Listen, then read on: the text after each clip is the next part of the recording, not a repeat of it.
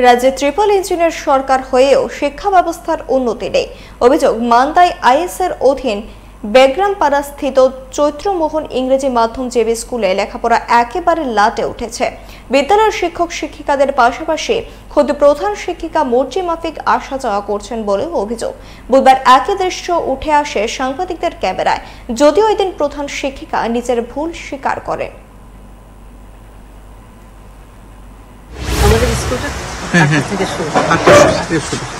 তারপরে কেউ বা আজকে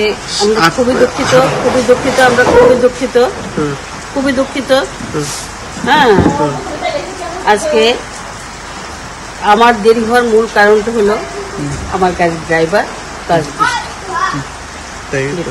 আমি 8:25 কেউ কারো ঢুকছে, তারপরে 8:30টার সময় আপনি আয় ঢুকছেন, তারপরে 8:40 একজন ঢুকছে। এভাবে স্কুল চলে না।